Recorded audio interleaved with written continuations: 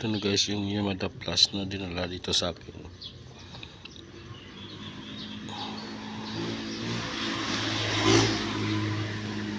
(18 horsepower ito.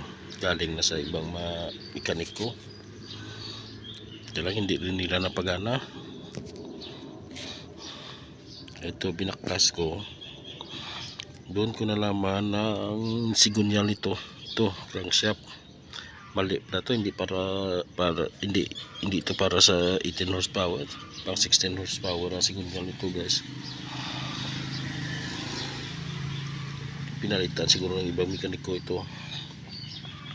Yang nangyari ito, nagbanggaan kaya ayaw maikot.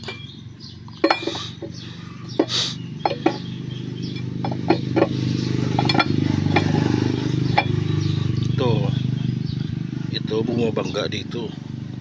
Ito siya bumabangga dito. Iba kasing sigunyal nito. Ito 188 na yung tatak. Dapat 192 ito. Pag 18 horsepower ito 188 na. Kaya wala tayong magawa nito. Maliban na lang kung palitan ito ng bagong sigunyal na 192 mm. Pang 16 horsepower lang kasing sigunyal nito. Yung ibang pyesa na lahat, pati sa labas, pati block nya pang 18 horsepower. Hindi kasi magmatch. Hindi mo mapaikot ng diretso, biglang babangga. Pag nagtapat sila dito, nagbanggaan.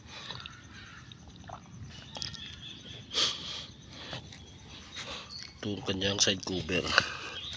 Loose pa dito guys.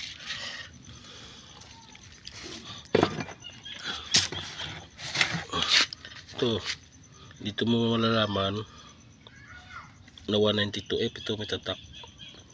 192FE 18 horsepower ito guys. Dito naman ang tatak na 188 lang sa crankshaft na. Mali ang pagbili nila ng sigunyal. Pero gagana naman ito pag pinalitan ito ng bago na 192F.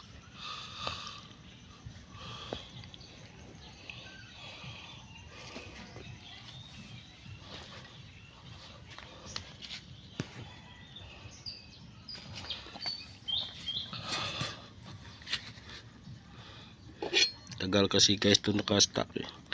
Pinaayos ng may-ari ito sa mekaniko niya dati.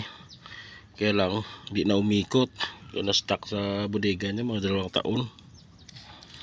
Ang pinaayos muli sa akin, ito palang problema. Mali ito.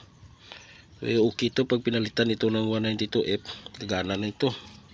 Okay pa naman lahat ng pisa niya. Ito lang ang mali.